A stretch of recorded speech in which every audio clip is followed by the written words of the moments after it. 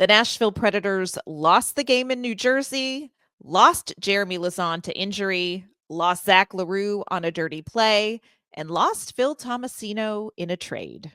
Have the Nashville Predators lost hope?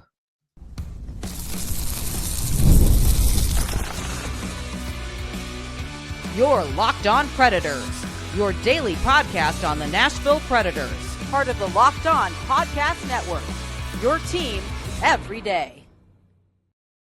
Thank you for joining us on this Tuesday episode of the Locked On Predators podcast. Thanks for making us your first listen of the day.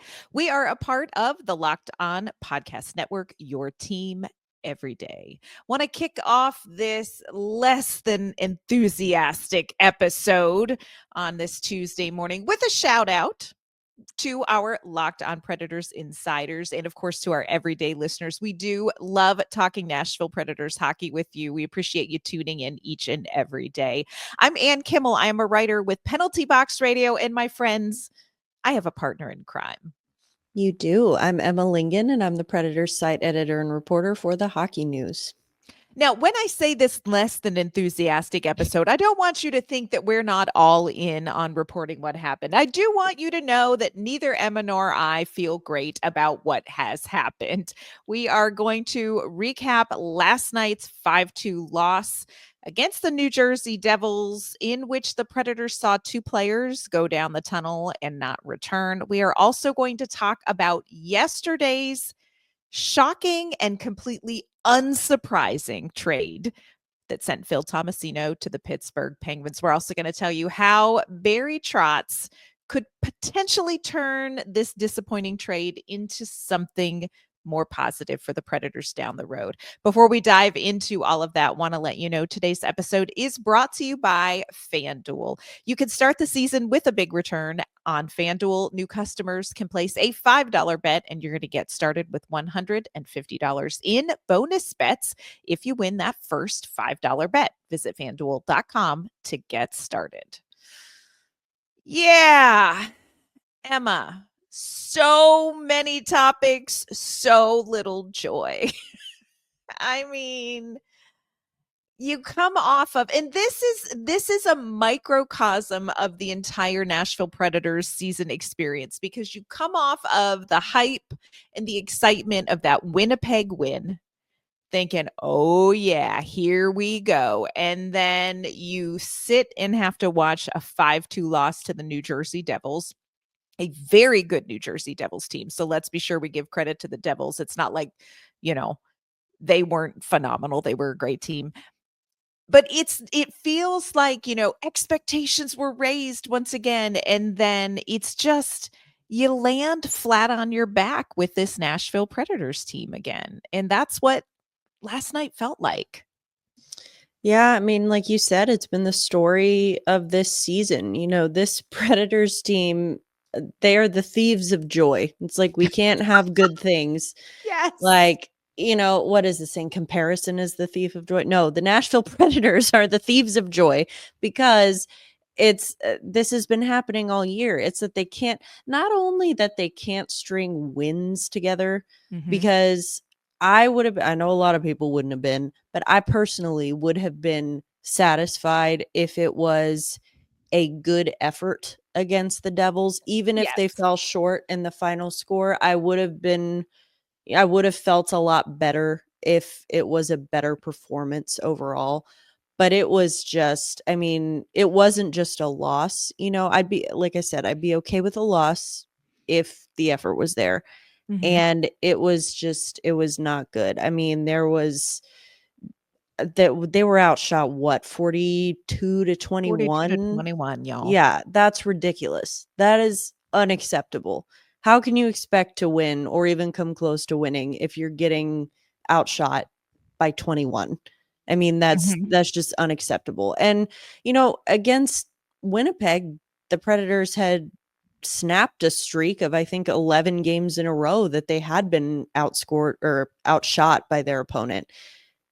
And then Winnipeg, hey, see what happens when you actually shoot the puck. And then even at the beginning of the Devils game, and this is a little maybe cause for concern that 2 games in a row now they've had a really early penalty, which Yes. yes, cool, gets them on the penalty kill early, and their penalty kills number 1 in the NHL, yay, but you shouldn't need your penalty killers to come out in the first minute of the game to give you that boost. You should be coming out ready to go. And Yeah. it was not good. The penalty kill is like the Joey Chestnut of hockey right now. Like, can you eat 700 hot dogs in 5 minutes? Yes. Should you have to? No. Is it hard to watch? Yeah. Does it make you sick to your stomach? Yes. Yes. Also, yes. For sure. Well, and we talked about could the Winnipeg Jet be the statement win for the Predators? Could this New Jersey Devils loss be a statement loss for this Nashville Predators team too? Because like you said, it's one thing to lose to this New Jersey Devils team, which again, let's emphasize, this is a really good team. And they showed you how good they were in this game tonight. So it wasn't just that Nashville played bad. It's that you're playing a really good team, but Nashville cannot hang. They couldn't hang last night. Let's kick it off, Emma, with one word to describe the game. And again, the rule that we need to focus on, on today's episode is not so much that it's one word, it's that it's one word we don't have to bleep out because that's extra editing down the road. So how would you describe this game in one or more words? Yeah, I think if it was one word, it would have to be bleeped out. So I'm going to go multiple words.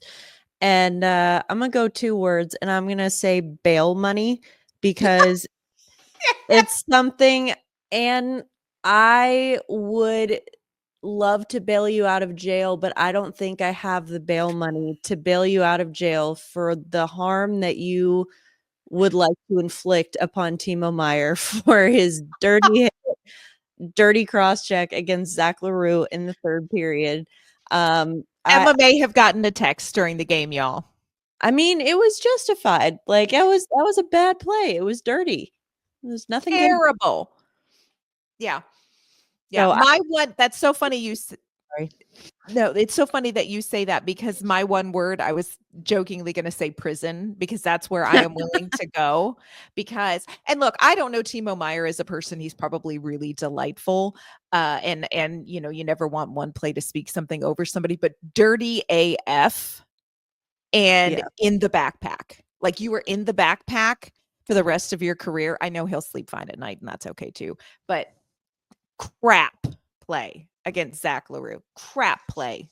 Yeah, it was really unnecessary. I mean, Leroux kind of hit him from the back, little nudge, little shove there, like totally normal play. And then Meier turns around, cross-checks him once, cross-checks him again, gets him up high in the face, and then when he's down on the ice, face down, he goes after him again. And I mean, I thought Colton Sissons and Steven Stamkos were about to rip his head off, and I'm sure you were too. I mean, if I could have gotten there soon enough, Sissons and Stamkos would have been like, what? And I would have been like, hold my beer. Yeah. Because no, I did think prison was going to be my one word, but I'm going to go with another one word. And this is a word, Emma, being in sports media, doing a lot of writing, you understand that this is a very important word to get right. And the word is resigned, which is spelled like re-signed with a dash. But those are 2 very different things. And I want re-signed has a dash, people. Yes. And that's our PSA for everybody. That's your grammar lesson for the day. There Moving you go. On. This felt, it just seemed like this team was resigned and not at all to be confused with signed. And I'm not saying that they don't want it. And I'm not saying that they just gave up. I'm not saying that, but I am saying there was a shot at one point of the bench, and this was after Hischier scored his hattie, and you look at the body language on that bench, and it's like there's no fight. There's just no fight. in that team. They looked resigned. I do want to give a quick shout out to Henry, one of our Locked On Predators insiders, because I do believe that Henry has nailed it and tied in a conversation we had a couple weeks ago about board games. Henry's one word is 3 words, which is fine because he's an insider. His word, chutes and ladders. And I'm like, that is the absolute board game equivalent of the Nashville Predators right now. Coming up, we're going to finish talking about this 5-2 loss to New Jersey. And friends, we have to talk about the Phil Tomasino trade, why it is shocking and not at all surprising, all rolled into one. Today's episode is brought to you by PrizePicks. PrizePicks is America's #1 daily fantasy sports app with over 5 million active members. PrizePicks is the easiest and most exciting way to play daily fantasy sports. All you have to do is pick more or less on 2 to 6 player stat projections, and you can watch your winnings roll in. It's the way daily fantasy sports should be played. It's not you against 1,000 strangers. It's just you against the PrizePicks projections for your favorite players in your favorite sports. We know the Predators lean big time on UC Saros. He's going to get a lot of work coming up in a busy week. So why not include a more pick on Saros saves as the hockey season gets going this week? Download the PrizePicks app today and use code LOCKEDONNHL, and you're going to get $50 instantly when you play $5. That's code LOCKEDONNHL on PrizePicks to get $50 instantly when you play $5. They even have a Thanksgiving special going on this week with a free space. Check out all the details again at PrizePicks. Run your game. All right, Emma, also need to mention, not only did we lose Zachary LaRue in that play, Timo Meier, dude. I don't have the bail money, and you can't do it. You're gonna get stuck there. We may have to GoFundMe for that. Also, Nashville lost defenseman Jeremy Lauzon to what was called a lower body injury in the second period. So they played with 5 defensemen through the third period. They had recalled Adam Wilsby. He was reassigned. I believe that's where he stands right now. So we're going to have to see what Nashville opts to do. They have a game on Wednesday against Philadelphia. So that's something to keep an eye on too. Emma, give me your takeaways. You know, what do we need to take away from this New Jersey Devils game? It is such a disappointing performance. How much does this speak over the team and over the season for you? Yeah, I mean, it's bad. Like, this is desperation time. I mean, we saw New Jersey score a goal. Their last goal was into the empty net, and the empty net was not in the final 2 minutes of the third period like it usually would be. Nope, it was at the end of what was a 5-minute power play as the result of that Timo Meier game misconduct. And they still couldn't score. They couldn't get anything going through really the first 3 minutes of that 5-minute penalty or power play. And then they had to get Scott Wedgwood. They brought Scott Wedgwood out, sent in another attacker, and still couldn't get it done. Not only could they not get it done, they gave up a goal. And at 6-on-4. And that is just, you know, obviously that's bad, but I think that in general, it's just, like you said, it's kind of an illustration of what this team has been really through this whole season. It's just like they can't get anything going. They can't get any mojo. They can't get any sort of rhythm going. Whether it's at 5-on-5, the only time they look good is on the penalty kill. And that's, you know, that's not great, to say the least. It's not great. So I think if we're talking about what we need to take away from this, I think I just think that this team needs to collectively reset, and I don't even really know what that means. I don't really know how they go about doing that, but it's like, can we all just take a collective inhale, exhale, and just relax, because there's just no fight in them anymore. It's like desperation, but the wrong kind of desperation. It's like panic, not the, fighting for your life, gritty determination, desperation. This is just like resignation, total resignation. Yeah, I absolutely agree with that assessment. And it's so strange because this team is in a position where desperation is the name of the game. And I know we're only 22 games into the season, but that's the way this first part of the season has unfolded. And I think they are not able to mentally navigate the space between the expectations and the reality.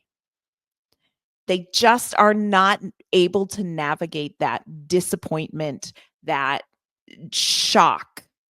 And I think that here's the thing. I get why they feel shocked. We feel shocked. I think across the NHL, people are shocked at what has happened in Nashville to start this season.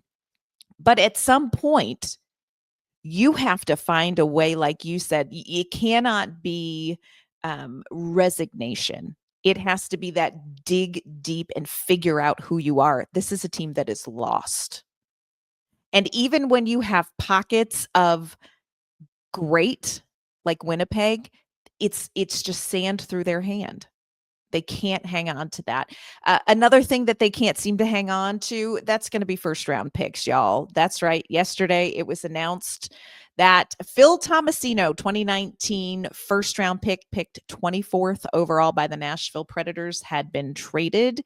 He is headed to rejoin another first round pick that Nashville traded, and that would be Cody Glass. Those two are going to be reunited with the Pittsburgh Penguins. Cody Glass, of course, has not played the last couple games. He's been out with a concussion. You know how I worry. But Phil Tomasino going to the Penguins, nothing shocking. If you are shocked by this move, I don't know how to help you. I don't know how to help you. What I find absolutely stunning and disappointing about this is the return. It's a 2027 fourth round pick. Emma, talk to me about this trade. What is your reaction to this trade? Well, I agree with you, first of all. If you are shocked at the very fact that the Predators traded Tomasino, then I don't think you've been paying very close attention here, really, for the last 2 years. Like, are you new? The writing has been on the wall for quite some time for Phil Tomasino and the Predators. Right or wrong, agree or disagree, it can't be surprising. No matter how you feel about Phil Tomasino, you should not be surprised by this. Now, in terms of the return,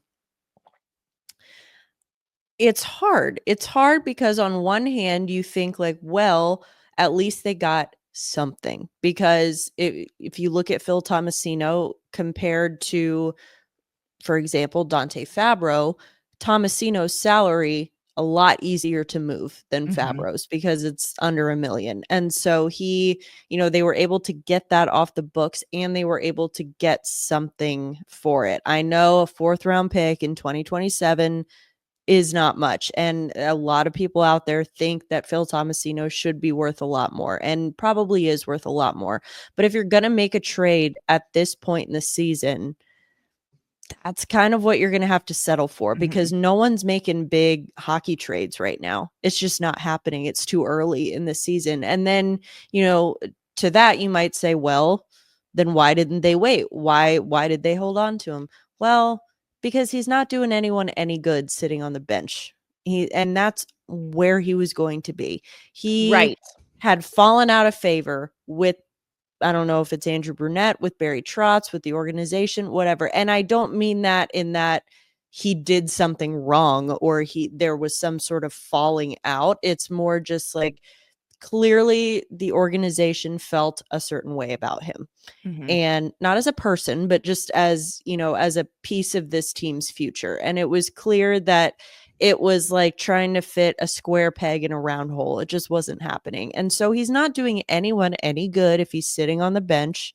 So you might as well flip him and try to get something for him. And that's what they did. And I agree, you know, I personally would have tried to trade him over the summer because again, Yes. Makes you wonder. yeah, again, the writing's been on the wall for a while here. Like I do think, and I tweeted this yesterday, that I think the real winner of this trade here is Tomasino himself, because Yes. I did say this over the summer many times, that he was a prime candidate for a change of scenery. Mhm. He gets a fresh start with a new organization, an organization, by the way, that is about to be going through a pretty significant youth movement that they really already started. And he, at 23 years old, is going to get a ton of playing time, and he gets to be a big part of that. And I really love that for him. And I really Mhm. hope that he finds his game there. It just seems like a better fit, a better opportunity for him. Yeah. He wasn't going to be doing anything in Nashville, right or wrong, agree or disagree. That's just where it was. And so you get his, what was it, I 925? think so. Uh, 9. get his salary almost $1 million off the books. And so that is a way to make a trade and clear some cap space at the same time. So you got to wonder, is this all part of the bigger plan here to try and pick up another piece, or try and trade for another piece, whether Yeah. it's, soon or closer to the deadline? Yeah, I agree with you. I think the writing has been on the wall, and I agree with where you land. The question is it right or wrong? Um, you know, I think he's a really talented player. I think he's a really talented young player. I would not be surprised, like you said, he's going to get ice time in Pittsburgh. I think Pittsburgh may be a really great place for him to have kind of the pressure taken off of him, because you have to remember Phil Tomasino, this has sort of been the narrative under two different general managers, including the one that drafted him, and two different head coaches who kind of ran two different types of systems. You know, I just don't, it's interesting to me that there was a very clear, finite amount of investment for whatever reason that the organization was willing to put into Phil Tomasino, and it was smaller than what I think from the outside we would say his talent merited. But again, you have to be new here to not to be surprised by this, because you look at the comments that Andrew Brunette made at the end of last season. He was very clear. He said the things. He said, look, he sometimes wants the skill and not the work. He's got to do the work first, and then the skill will come. I'm disappointed in that I felt like he came into training camp with a little bit of that weight washed off of him. And I thought, okay, he feels, just in talking with him, it felt like maybe he had turned the page and kind of came in with something new. And that's just perception in a conversation with him. Obviously not privy to other internal conversations. But it was clear, again, this season, finite amount of leash for Phil Tomasino. There is one thing for me, Emma, that I think could make this move more palatable. Coming up, we're going to tell you what that is, and we're also going to talk about, like, where are the Nashville Predators at this point in the season? Today's episode is brought to you by FanDuel. Get ready to tackle all of the NFL action with FanDuel. It's America's #1 sportsbook.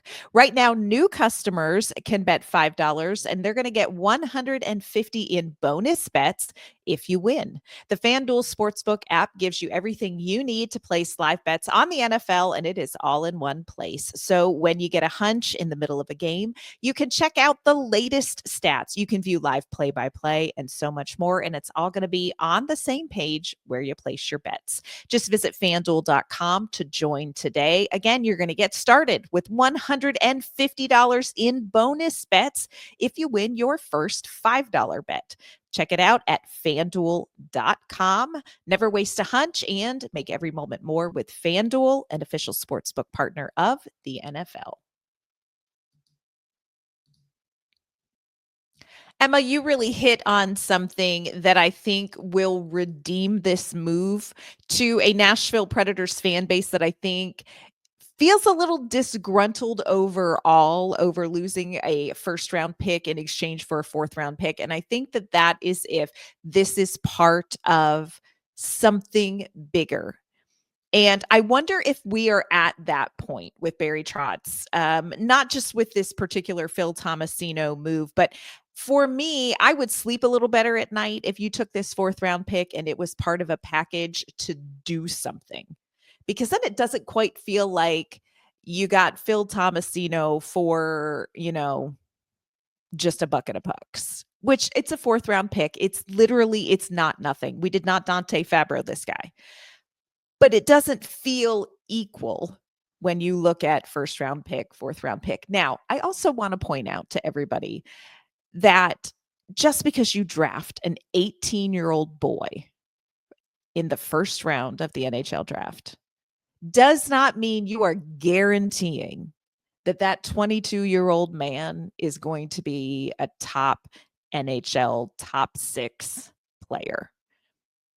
It's a tough gig. And, we'll do a deep dive into, do the Nashville Predators suck at scouting and developing and drafting or not? We'll talk about that on a later episode, but let's all stop pretending like this is an easy gig and an easy exchange. Of course, if you pick a guy in the first round, he's going to be, a great pick. That's pet peeve in this discussion for me.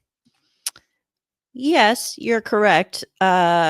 However, I think it becomes an issue, and the reason that people are so incensed about this in Nashville is because it is happening consistently.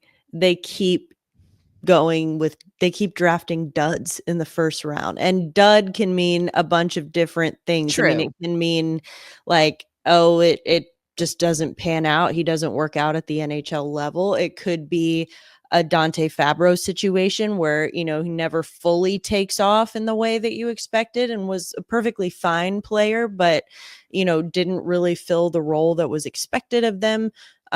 Could be a Yaroslav Askarov situation where, he makes a demand and gets himself traded out of Nashville. So I think that there are a lot of, not all of these, I'm agreeing with you and adding that not all of these situations are created equal here. Mm-hmm. Just like not every first round pick is created equal.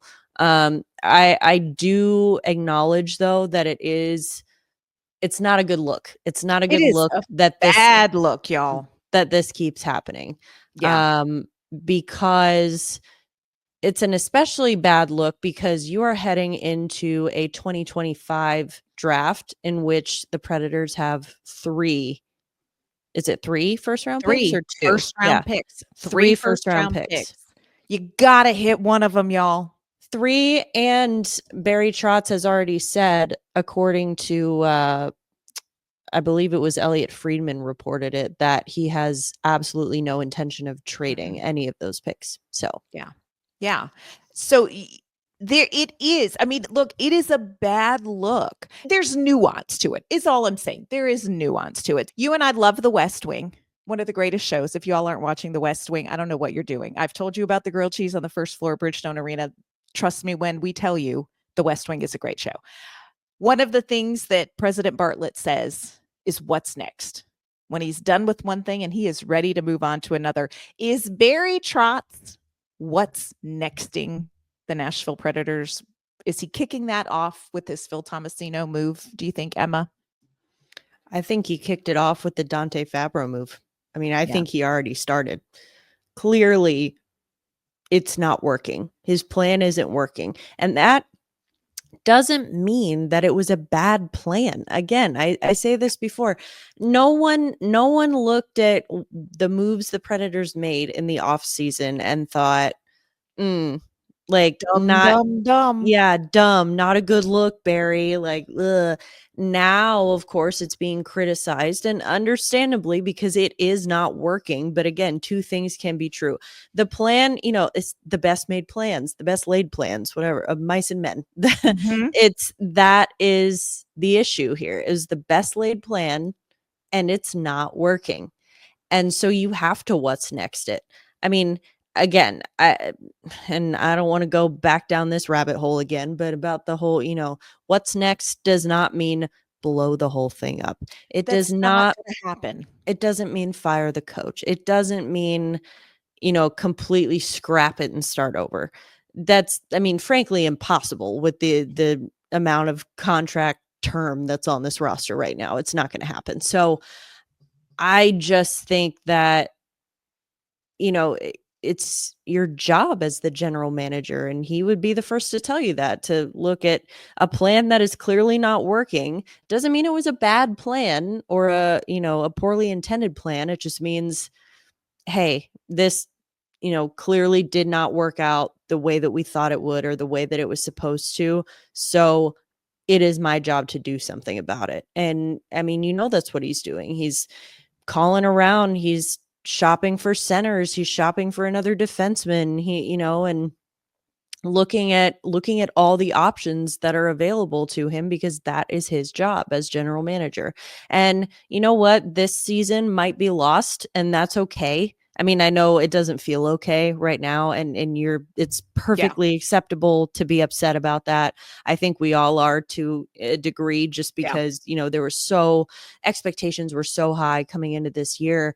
But again, I still hesitate to say that it's completely lost, just because last year the season felt lost until about February. Mhm. So I don't, I mean, I know it's different team, different scenario, a lot of different here, but I just think that even if it is lost this year, it's like everything's a learning experience. And I know that Mhm. no one wants to hear that right now. It's like, when you go through a breakup and you're sad and you're mad at yourself, like, why did I spend so much time and energy and effort on this person? What a waste. And it's like, no, it's not a waste, because you learned something from it. That's right. Yeah. And that's kind of how I feel about this. Like, it's going to be painful lessons, but there'll be lessons. And, we may not even know what those are yet. But I think that that's just a tangent. But to go back to your original question, yes, he is. Barry Trotz is what's nexting the Predators. He started that with Dante Fabro. Yeah. And there are some good things that can still come out of the moves that he made this summer, and some good things that can come out of those moves that will benefit potentially some of the first round draft picks, like Fedor Svechkov, who I thought had a pretty good game, considering against the New Jersey Devils as well. So there are some things to look forward to. We do have to have a conversation about, like, what do the Nashville Predators do right now? And that's something that we can talk about, coming up later this week. We also, of course, the Preds don't have a lot of time to feel sorry for themselves. Although it looked like they started doing that in about the second period, because they've got a game against Philadelphia, and then they've got a back-to-back this weekend against Tampa Bay and against Minnesota. Don't have time to feel sorry for yourself. Gotta play some hockey. So, of course, later on this week, we're going to preview those games, tell you what we need to see from this Predators team if they are going to try to get some points. So make sure you tune back in to the show this week as we cover all of that. Before we sign off today, Emma, where can everyone find you and your work? You can find me on Twitter and Instagram at Emma_Lingen, and you can find my work at The Hockey News.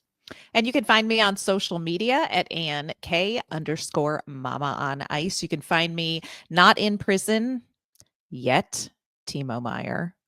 But you can find my work at Penalty Box Radio as well. That is going to do it for today's episode of the Locked On Predators podcast. Thank you for making us your first listen of the day. We're going to be back tomorrow with an all new episode talking about the state of this Preds team. We'll see you then.